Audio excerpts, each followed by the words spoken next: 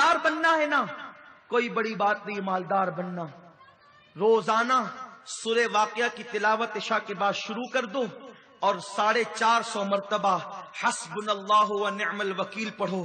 اللہ کی عزت کی قسم مال چل کر نہ آئے تو پھر دامن پکڑ لینا. یقین تو پیدا کرو. جو زبان جھوٹ بولتی ہے اس پہ وظیفے کیا اثر کریں گے؟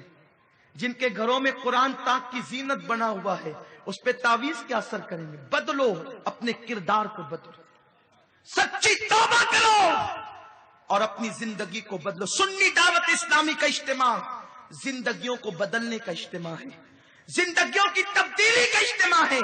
جو کچھ ہوا اس سے توبہ کرو. ابھی ہم دعا کریں گے، سچی توبہ آپ بھی کریں گے، ہم بھی. آپ یہ نہ سمجھنا کہ صرف آپ گنہگار ہیں، آپ سے بڑے گنہگار مجرم ہم لوگ ہیں. ہم بھی توبہ کریں گے، آپ بھی توبہ کریں. دنیا میں کوئی بندہ یہ نہیں کہہ سکتا اس دور میں نے گناہ نہیں کیے. اپنے آپ کو بے گناہ سمجھنا ہی سب سے بڑا گناہ ہے. تو میری بہنوں، ہم بھی کریں گے، آپ بھی. جب ہم جیسے مجرموں کو عزت مل سکتی ہے توبہ کی برکت سے، تو آپ کو کیوں نہیں ملے گی؟ آپ بھی توبہ کرو، بدلو، تبدیلی لاؤ، انقلاب لاؤ. پتلے دوپٹوں کو پھاڑ دو، جلا دو پتلے دوپٹوں کو، موٹے دوپٹے پہنو. ان برقعوں کو تاکوں کے اندر پھینک دو جن برقعوں کے اندر نگ اور زینت لگی ہوئی ہے. سادے ڈھیلے ڈھالے برقعے سلا لو، ایسے برقعے پہن کے نکلو پہچان نہ سکے کہ کون ہو. رنگین برقعے، کلر والے برقعے، ڈیزائن والے برقعے امام غزالی کے فتوے کے مطابق حرام ہے. بائیکاٹ کر دو ان برقعوں کا. مت نکلو گھروں سے، مت باتیں کرو مردوں سے. ضرورت پڑے تو سخت لب و لہجے میں ضرورت کے مطابق بات کرو. ایسی بن جاؤ کہ دنیا تمہارے پیر کا ناخون نہ دیکھ سکے اور دنیا پکار اٹھے کہ واقعی اب بھاؤ نگر کی عورتیں، ارد گرد کی عورتیں فاطمۃ الزہرا کی کنیز بن گئی ہے.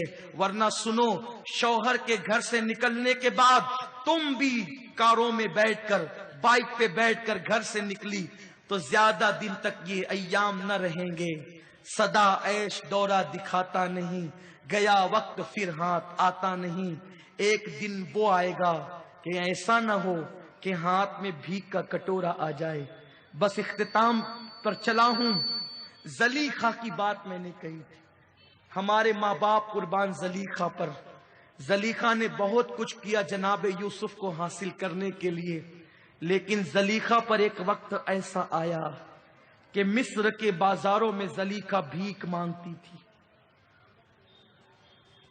وہ پاک دامن تھی، لیکن صرف یوسف کی محبت میں اتنی بدنامیاں لے لی کہ زلیخا بھیک مانگتی تھی مصر کے بازاروں میں. بوڑھی ہو گئی تھی، نابینا ہو گئی تھی آنکھوں سے، بھیک مانگتی تھی. میری بہنوں، اگر تھوڑا سا ناپسندیدہ عمل بلکہ خطا اجتہادی اگر زلیخا سے یوسف علیہ السلام کے حوالے سے ہو جائے تو اس کے ہاتھ میں بھیک کا کٹورا آ جاتا ہے. اگر آبروؤں کا سودا ہوگا تو دولت کیسے رہے گی؟ لیکن چونکہ زلیخا پاک دامن تھی، بار بار کہتا ہوں پاک دامن تھی، تو ایک دن یہ ہوا کہ جناب یوسف قحط ہو گیا تھا نا، آپ نے سنا ہوگا قحط سالی، سب کو بلا بلا کر کھلا رہے تھے. تو کسی نے کہا یوسف سب آتے ہیں کھانے، ایک بڑھیا نہیں آتی. جب بلانے جاتے ہیں تو کہتے جا تیرے بادشاہ سے کہنا جب تک خود بلانے نہیں آئے گا کھانے نہیں آؤں گی، بھوکی مر جاؤں گی، کھانے نہیں آؤں گی. یوسف علیہ السلام کا عین شباب تھا، واپس آئے، کہا کہ وہ مر نہیں سکتی کیونکہ سلطنت میری ہے، حکومت میری ہے. تو جب آئے نا تو مصر کے بازار میں زلیخا گردن جھکی تھی، پیٹ کبڑی ہو چکی تھی، بوڑھی ہو چکی تھی. کل تک جو زلیخا عزیز مصر کی بیوی تھی، خوبصورت تھی، لیکن ایک دوسرے جوان سے دل لگا لیا تھا، خطا اجتہادی کی تھی. آج بوڑھی ہو گئی تھی، کوئی دیکھنے والا نہیں تھا، پیٹ جھک چکی تھی، بھیک مانگ رہی تھی. یوسف گئے اور بڑھیا سے کہا او بڑی بی، تو آتی کیوں نہیں یہ کھانے کا؟ کون ہے تو؟ کہا میں یوسف ہوں، مصر کا بادشاہ ہوں۔ آنکھیں نابینا تھی، رو کر کہتی ہے یوسف تیرے لیے میرا یہ حال ہوا، تو نے پہچانا میں کون ہوں؟ یوسف علیہ السلام کہتے ہیں میں نے نہیں پہچانا، بڑی بھی تو کون ہے؟ کہا بھول گیا زلیخا کو؟ کہا آپ ہی زلیخا ہیں؟ کہا ہاں، میرا شوہر مر گیا، بھیک کا کٹورا ہاتھ میں آ گیا۔ یوسف علیہ السلام کو پیار آ گیا، جبریل آیا، عرض کیا اے یوسف اللہ کی مرضی ہے کہ آپ اس کے لیے دعا کریں کہ اس کی آنکھ لوٹ آئے۔ دعا کی آنکھ لوٹ گئی، یوسف کو دیکھا دل ٹھنڈا ہوا، ہائے یوسف میرے سامنے ہے۔ تو جناب یوسف نے کہا میرا اللہ حکم دیتا ہے کہ میں تیرے ساتھ نکاح کر لوں۔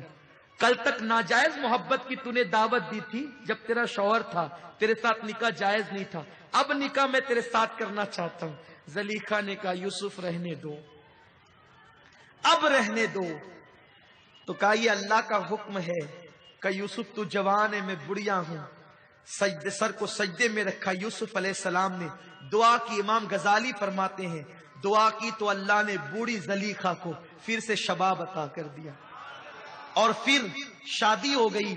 تو رات کو بلاتے تو دن کا وعدہ کرتی، دن کو بلاتے تو رات کا وعدہ کرتی۔ یوسف نے کہا واہ زلیخا، ایک دن وہ تھا کہ میرے لیے دروازے بند کر کے لبھاتی تھی، آج بلاتا ہوں تو آتی نہیں ہے۔ بس توجہ سے اس جملے کو سن لے زلیخا کا۔ کہا کہ اس وقت تو زنا کے لیے، توجہ، اس وقت تو زنا کے لیے 7 کمروں میں تالے لگا کے بلاتی تھی، لبھاتی تھی، عورتوں کی انگلیاں کٹواتی تھی، مجھے جیل تک بھجوا دیا۔ اب نکاح ہو گیا، جائز طور پہ بلاتا ہوں، دن کو بلاتا ہوں تو رات کا وعدہ، رات کو بلاتا ہوں تو دن کا وعدہ، کیوں نہیں آتی؟ جواب دیا زلیخا نے جب تک دل میں یار نہ بسا تھا تو تیری محبت میں گرفتار تھی، اب جو یار کے جلوے بس گئے تو اب کوئی چاہیے ہی نہیں۔ یہ مقام پر پہنچتا ہے بندہ جب خدا کا جلوہ، اس کے محبوب کی محبت دل میں بستی ہے۔ لیکن چونکہ ابھی تک زلیخا نے توحید کا مزہ نہ چکھا تھا تو یوسف علیہ السلام کو زنا کی دعوت دیتی تھی۔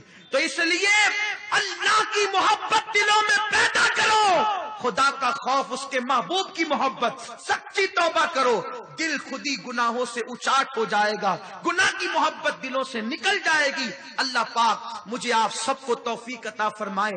دوران گفتگو اگر کوئی غلطی ہو تو اللہ معاف فرمائے۔ کوئی بہن اٹھ کر کے نہیں جائے گی۔ اب اصل وقت آتا ہے مانگنے کا، اب اصل وقت آتا ہے توبہ کا۔ اے آنسو بہانے والی میری بہنوں، سب کے لیے آنسو بہائی ہو، اب اپنے گناہ پر بھی آنسو بہا لو، زندگی میں انقلاب آ جائے گا۔ میں آپ سب کا شکریہ ادا کرتا ہوں، بہت خاموشی سے آپ نے فقیر کے بیان کو سماعت کیا، اللہ آپ کو جزائے خیر عطا فرمائے۔ وما علینا الا البلاغ۔ السلام علیکم ورحمۃ اللہ۔ رسالت کے پروانوں، ہر سنیچر کو بعد نماز عشاء سنی دعوت اسلامی کے عالمی مرکز